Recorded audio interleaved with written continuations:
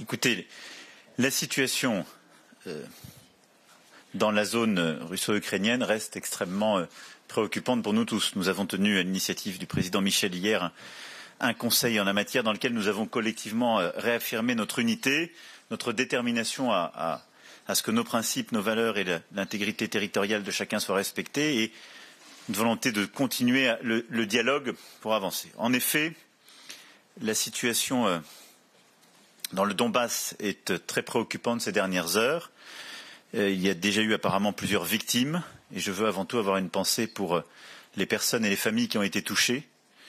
Et de manière très claire, il y a des actes qui se sont multipliés. Ces actes, à nos yeux, doivent cesser. Ils contreviennent aux accords qui ont été pris, au cessez-le-feu respecté jusqu'alors et pour lequel l'ensemble des parties prenantes avaient réitéré encore récemment leur adhésion.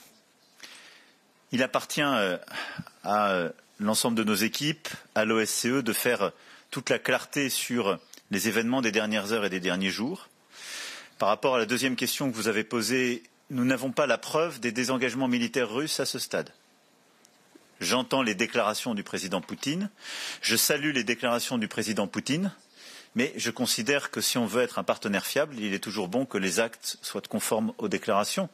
Et donc nous voulons pouvoir avoir les éléments concrets qui les suivent. Dans ce contexte où la pression militaire russe ne faiblit pas, où les déstabilisations se multiplient, où les bombardements dans la zone de contact ont repris, premièrement, nous appelons à la cessation de ces actes militaires et à la désescalade rapide.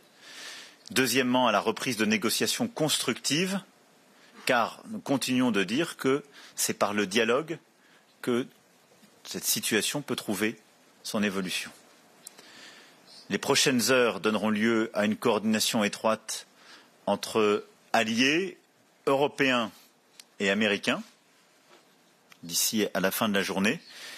Et évidemment, en suivant l'évolution des circonstances, nous apporterons à chaque fois la réponse qui convient. Pour ma part, je considère qu'il nous faut tous garder beaucoup de calme. Nous avons été clairs sur notre unité, sur ce que nous voulons.